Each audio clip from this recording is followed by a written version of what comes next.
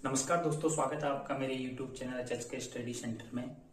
Geography की पिछली class में हमने पढ़ा था भारत की स्थिति एवं विस्तार। आज हम पढ़ेंगे कर्क रेखा और भारत की मानक समय रेखा।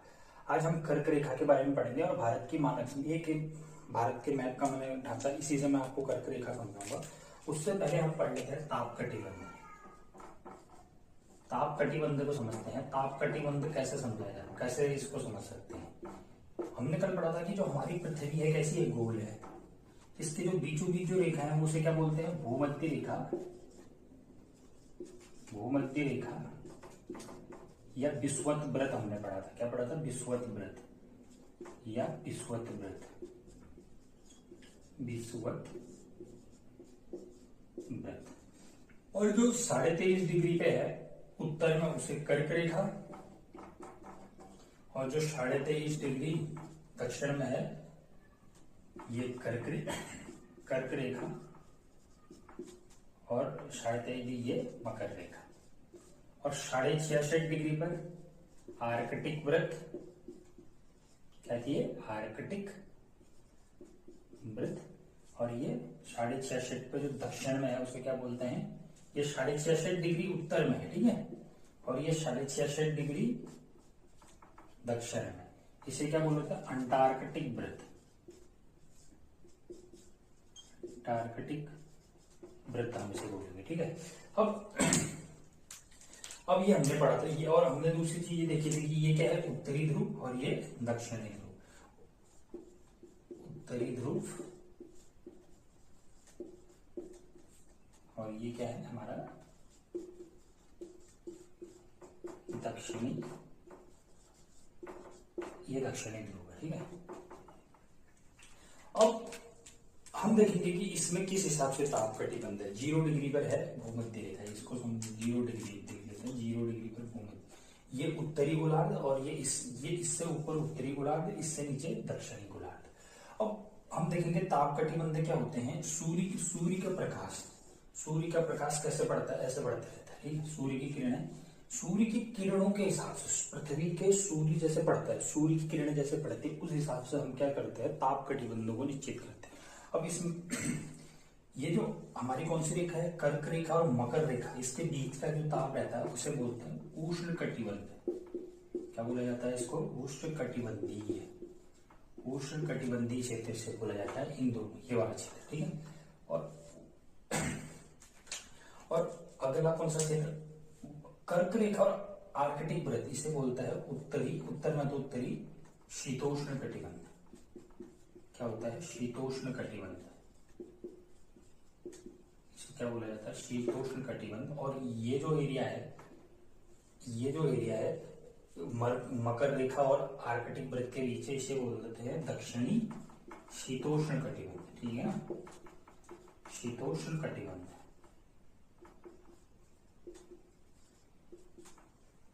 और जो ये एरिया है आर्कटिक व्रत और उत्तरी ध्रुव के बीच का, तो उत्तरी शीत कटिबंध, इसे बोला जाता है उत्तरी शीत कटिबंध, और इसे दक्षिणी शीत कटिबंध। क्या है, दक्षिणी शीत कटिबंध। अब हमने देखा कटिबंधों को हम समझ गए कि ये सूर्य के प्रकाश के पड़ने के हिसाब से हमारे सारे कटिबंध सबसे ज्यादा ठंडी कहां पड़ती है, बर्फीली जगह होती है, उत्तरी शीत और दक्षिणी शीत कटिबंध। उसके बाद जो शीतोष्ण कटिबंध है यहाँ थोड़ा ज्यादा ठंड होती है। और जो उष्ण कटिबंध होते हैं यहाँ पर क्या होता है, यहाँ पर सूर्य की किरणों के हिसाब से होता है। सूर्य की किरणें जब लंबवत इस पे पड़ती है तो यहाँ क्या होता है, इस एरिया में क्या होता है, ठंडी हो जाता है। अगर सूर्य की किरण यहाँ लंबवत पड़ती है तो यहाँ पर क्या होती है, शीत ऋतु होती है। अब हमारा भारत कहाँ पर है, हमारे भारत को कर्क रेखा बीचों बीच, हम जैसे पढ़ेंगे, जो भारत के बीच से कर्क रेखा यहाँ से निकल रही है, ठीक है। ये थोड़ा सा ऊपर रहेगा यहाँ से, जैसे यहाँ से हमारी कर्क रेखा गुजरती है, ठीक है। कर्क रेखा यहाँ से गुजरती है।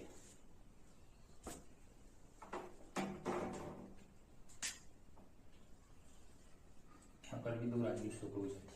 अब जो हमारी कर्क रेखा गुजरती है, तो कर्क रेखा तो ये है, तो हमारा भारत ये यहाँ पर है भारत, ठीक है।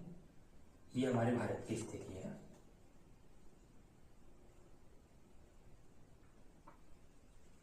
इस टाइप का हमारा यहाँ पर इंडिया है। अब इसके आधार पर क्या होगा, जो कर्क रेखा से नीचे का हिस्सा, इसे हम क्या बोलेंगे, उष्ण कटिबंध। इसे क्या बोलेंगे, उष्ण कटिबंध। और ऊपर का क्या है, शीतोष्ण कटिबंध।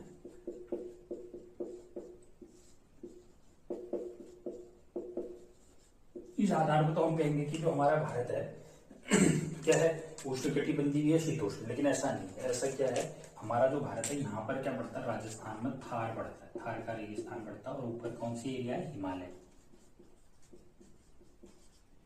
हिमालय है। तो हिमालय ठंडा है, थार गर्म है। तो जो यहाँ की जलवायु, यहाँ की जो जलवायु है वो भी कैसी हो जाती है, उष्ण कटिबंधीय हो जाती है। तो तभी हम कहेंगे कि जो भारत का, मैं कर रहा हूँ, ये चीज आप समझ गए होंगे। अब हम यहाँ पर बोलेंगे कि जो भारत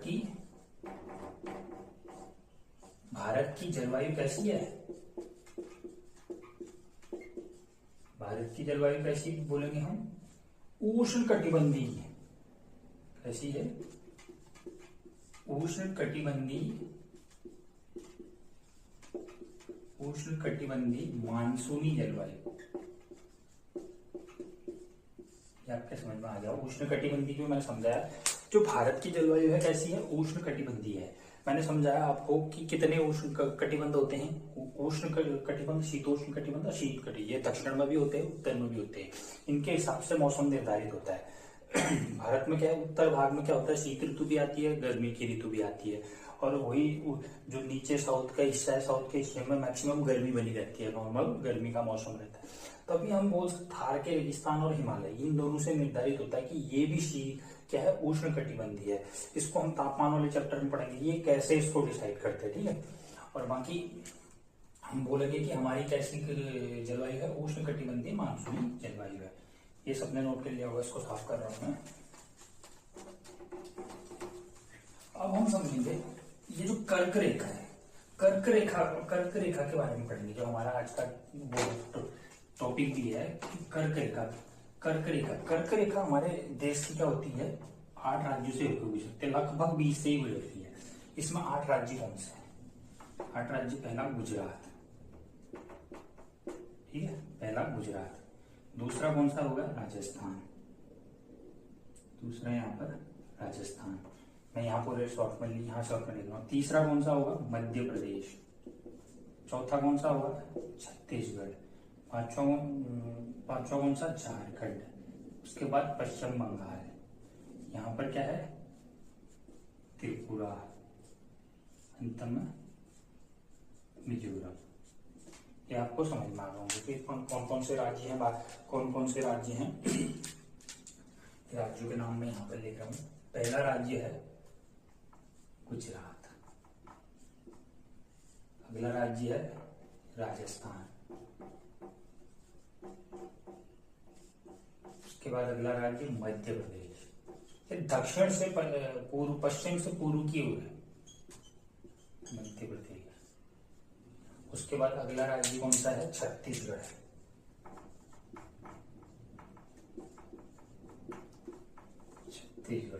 छत्तीसगढ़ के बाद अगला राज्य कौन सा है, झारखंड। झारखंड के बाद चला पश्चिम बंगाल। पश्चिम बंगाल के बाद कर्क रेखा बांग्लादेश होते हुए कहा जाती है, अपना अगला राज्य कौन है, त्रिपुरा। त्रिपुरा के बाद अंतिम राज्य जो पूर्व में मिजोरम। अब ये पूछा जा सकता है कि इसका सीक्वेंस पूर्व से कैसे, मिजोरम, त्रिपुरा, पश्चिम बंगाल, झारखंड, छत्तीसगढ़, मध्य प्रदेश, राजस्थान। और पश्चिम से अगर देखेंगे तो कौन सा क्रम है, गुजरात, राजस्थान। बॉर्डर पर कौन, ये कहाँ पड़ता है, गुजरात लास्ट है, और यहाँ पर मिजोरम अंतिम राज्य है। अब हम इनके बारे में पढ़ेंगे। ये तो हमारे 8 राज्य हो गए।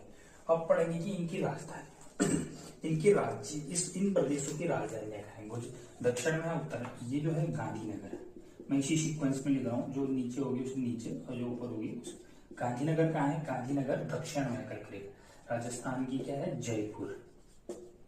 जयपुर क्या है, उत्तर में। मध्य प्रदेश की राजधानी भोपाल है, भोपाल भी कर्क रेखा के दक्षिण में। छत्तीसगढ़ की रायपुर, रायपुर कहाँ है, रायपुर भी दक्षिण में। झारखंड की राजधानी रांची, रांची भी क्या है, रांची कहाँ पर पड़ती है, रांची भी दक्षिण में पड़ती है। पश्चिम बंगाल की कोलकाता। कोलकाता भी कहाँ पड़ता है, कलकत्ता भी दक्षिण में पड़ता है। त्रिपुरा की राजधानी अगरतला, अगरतला, और इसकी दक्षिण में, सॉरी इसकी भी ऊपर है, इसकी कहाँ है, आइजोल, आइजोल है। अब हमें सारी राजधानी, अब देख रहे कि केवल राजस्थान, त्रिपुरा और मिजोरम की राजधानी कर्क रेखा से उत्तर में पड़ती है, और बाकी राज्यों की राजधानी जैसे गुजरात, मध्य प्रदेश, छत्तीसगढ़, झारखंड और कोलकाता की राजधानी कर्क रेखा से दक्षिण में पड़ती है। ठीक है, अब इसमें हम लिखेंगे ये चीजें तो आपको समझ में आ गई। दक्षिण में कौन कौन सी पड़ती है, गांधीनगर, भोपाल, रायपुर, रांची, कोलकाता, 5 राज्यों की और 3 राज्यों की। अब सबसे दूर कौन पड़ती है, सबसे दूर कौन सी राजधानी, इसको मैं साफ कर रहा हूं, ये सीक्वेंस आपको पता होना चाहिए। और सबसे दूरस्थ राजधानी कौन सी है, दूरस्थ कौन किस प्रदेश की है, कर्क रेखा से सबसे दूरस्थ है जयपुर। जयपुर किसकी राजधानी है, राजस्थान की राजधानी, राजस्थान की राजधानी कहाँ, जयपुर। सबसे दूर की राजधानी कौन सी है, जयपुर। और सबसे निकटतम कौन सी राजधानी है उसके, कर्क रेखा के निकटतम किस प्रदेश की राजधानी है, रांची। रांची किसकी राजधानी है, झारखंड, झारखंड की राजधानी रांची सबसे क्या है, निकटतम राजधानी। और सबसे ज्यादा डिस्टेंस कहाँ ट्रेवल करती है, मध्य प्रदेश में। मध्य प्रदेश में सबसे ज्यादा लंबी है कर्क रेखा, ठीक है, लंबी है कर्क रेखा, ठीक है। सबसे लंबी कहां पर है, मध्य प्रदेश में। अब हमें समझ में आ गया होगा इसमें कितने राज्यों से होकर गुजरती है, 8 राज्यों से। हमने पढ़ा गुजरात, राजस्थान, मध्य प्रदेश, छत्तीसगढ़, झारखंड, पश्चिम बंगाल, उसके बाद बांग्लादेश, फिर त्रिपुरा और मिजोरम। अब इन राज्यों में 5 राज्यों की राजधानी नीचे, 5 प्रदेश की राजधानी नीचे, जैसे गांधीनगर गुजरात की राजधानी, मध्य प्रदेश की राजधानी भोपाल, छत्तीसगढ़ की राजधानी रायपुर, झारखंड की राजधानी रांची, पश्चिम बंगाल की राजधानी कोलकाता, और राजस्थान की राजधानी जयपुर, त्रिपुरा की राजधानी अगरतला और मिजोरम की राजधानी आइजोल। कहाँ पर है, उत्तर में, कर्क रेखा से उत्तर में। और सबसे लंबी दूरी कहां पर तय करती है, मध्य प्रदेश में। और सबसे दूरतम राजधानी कौन सी है, जयपुर। और सबसे निकटतम राजधानी झारखंड। अब आपको ये समझ लो। अब हम पढ़ेंगे अगला समय, भारत का मानक समय। अब मानक समय जो है वो किससे डिसाइड होता है, ये होता है देशांतर से, ठीक है ना, देशांतर से डिसाइड होता है। देशांतर को कैसे समझेंगे, हमारा पृथ्वी क्या है, ठीक है, गोल है। अब इसमें उत्तरी ध्रुव और दक्षिणी ध्रुव हमने पढ़ा था। ये जो मिलाने वाली काल्पनिक रेखाएं कितनी होती है, 90 पूर्व में, 90 पश्चिम में। ये टोटल कितनी रेखाएं हैं, 360 डिग्री, यानी पृथ्वी गोल है, 360 रेखाएं भी है, ठीक है, 360। अब जो हमारी पृथ्वी है पश्चिम से कहाँ घूमती है, पूर्व की ओर घूमती है। जब किसी के सामने ना उल्टा घूमते हैं, हमारी पृथ्वी कैसे चक्कर लगाती है सूर्य के, पश्चिम से पूर्व की ओर। जब तभी तो हमें सूर्य क्या दिखाई देता है, पूर्व से पश्चिम की ओर दिखाई देता है। 360 डिग्री है। और अपने अक्ष पर घूमने में, ये जो घुमाव पूरा करने में कितना टाइम लगाती है, 24 घंटे का समय लगा। तो अगर इससे तो कितना आ जाएगा, 15 डिग्री। यानी मतलब 1 घंटे में कितना घूमती है पृथ्वी, 15 डिग्री घूमती है। 1 घंटे में कितने मिनट होते हैं, 60। और 15 डिग्री घूम रही है तो ये कितना हो जाएगा, 60 होता है ना, 4 मिनट। यानी इन दोनों 2 देशांतरों के बीच कितना समय लगता है, घूमने में 4 मिनट का समय लगता है, 4 मिनट का समय लगता है। अब हम डिसाइड करेंगे कि हमारा जो मानक समय रेखा है वो कहां से ली गई है, वो कौन सी रेखा है। अब हम 4 मिनट हमने नोट कर लिया।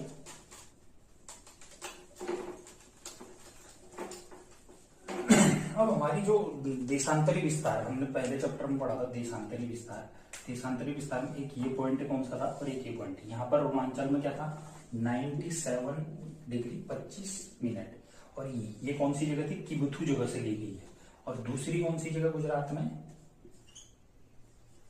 68 मिनट 7 मिनट, ये कौन सी गौरमोता जगह से ली गई। इन दोनों का डिफरेंस कितना आया था, इन दोनों का डिफरेंस हमने पढ़ा 29 डिग्री 18 मिनट का आया था। लगभग कितना है, लगभग 30 पढ़ा था हमने। यानी 30 देशांतर है, ऐसे ऐसे ऐसे 30 देशांतर है।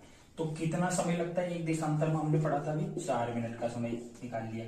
तो यहाँ पर सूर्योदय के बाद यहाँ सूर्य पहुंचने में कितना समय लगता है, मतलब यहाँ से यहाँ तक के दो टाइम का डिस्टेंस वो कितना है, 2 घंटे का। यानी 4 गुणा 30 लाइनें हैं तो लगभग 120 मिनट हो जाते हैं। 120 मिनट यानी 2 घंटे लगभग, ठीक है, 2 घंटे का समय लगभग हो जाता है।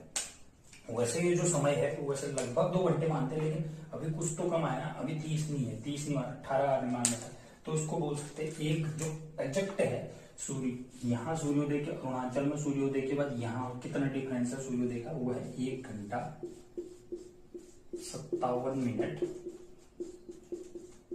12 सेकेंड है, ठीक है। ये एग्जैक्ट है, लगभग कितना मान लिया जाता है, 2 घंटे। इसमें कितना, 3 मिनट से कम का समय है, ये होता है इसके हिसाब से। लेकिन हम क्या मान लेते हैं, 30 मान लेते हैं, तो ये 2 घंटे का समय आ जाता है। अब डिफरेंस हमने निकाल लिया, ठीक है। अब इसी डिफरेंस से हम समझेंगे, इसी डिफरेंस से समझेंगे इन दोनों के बीच में कितना डिफरेंस था। इन दोनों के बीच में जो यहाँ का देशांतरी विस्तार गुजरात का गौरमोता और किबिथु का था, वो कितना था, लगभग 30 माना जाता है। 30 यानी मतलब 29 है, एग्जैक्ट में मानता हूं 29 डिग्री 18 मिनट का है। अगर इसको मैं अपनी लाइन डिश है कौन सी टाइम, अब तो टाइम अलग अलग हो गए, यहाँ तो और यहाँ 2 घंटे 1 घंटा 57 मिनट 12 सेकंड का फर्क। लेकिन भारत में टाइम को एक निर्धारण करना है, एक लाइन निर्धारण, तो वो लगभग क्या होगी, 20 से होगी। तो वो कैसे डिसाइड है, ये देखो, अगर इसको आधा कर दें, इसको 20 से लाइन 2 कर दें, तो लगभग 14 के आसपास होता है, ठीक है, 14 से 14.5 के आसपास। अगर मैं इसमें 68 में 49 कर दूं तो लगभग 82 के आसपास हो जाता है, ठीक है, 82 के। अब इसी 82 के आधार पर क्या मानेंगे, जो हमारे 82.5 डिग्री की लाइन है, 82.5 डिग्री की जो लाइन है यहाँ से, ये कितनी है, 82.5 डिग्री की जो ये लाइन है, इसे क्या माना, भारत के मानक समय, मतलब ये इसी लाइन के हिसाब से हमारा समय निर्धारण होता है। अब मैं समझाता हूँ इस लाइन के बारे में। ये लाइन कहां से ली है, ये लाइन ली है प्रयागराज। ये पहले क्या था, प्रयागराज, प्रयागराज इलाहाबाद, प्रयागराज के मिर्जापुर, मिर्जापुर यानी नैनी नामक जगह से, पहले इसको नैनी बोला जाता है, इस जगह जो अगली जगह नैनी है, मिर्जापुर के नैनी जगह से ली है प्रयागराज में ये लाइन, ये लाइन ली है इलाहाबाद की। इसके आधार पर क्या होता है, हमारा समय निर्धारण होता है। इसे क्या बोलता है, इंडियन स्टैंडर्ड टाइम लाइन, यानी मतलब इंडियन स्टैंडर्ड टाइम लाइन भी बोला जाता है, समझ में आ रहा है। और ये कितने राज्यों से होकर गुजरती है, ये 5 राज्यों से होकर गुजरती है, 5 राज्यों से होकर गुजरती। जो हमारी मेन IS लाइन है वो कितने राज्यों से, पहला उत्तर प्रदेश, उत्तर प्रदेश को तो हम ऐसे देख रहे हैं कि प्रयागराज से होकर गुजर रही, तो उत्तर प्रदेश। दूसरे में आता है मध्य प्रदेश, उसके बाद मध्य प्रदेश, उसके बाद छत्तीसगढ़, उसके बाद उड़ीसा, उसके बाद आंध्र प्रदेश। जो हमारी मेन जो टाइम लाइन है, जो हमारी 82 डिग्री की जो ये देशांतर है जिससे हम टाइम लेते हो, कितने राज्यों से होकर गुजरती है, उत्तर प्रदेश, मध्य प्रदेश, छत्तीसगढ़, उड़ीसा और आंध्र प्रदेश से होकर गुजरती है।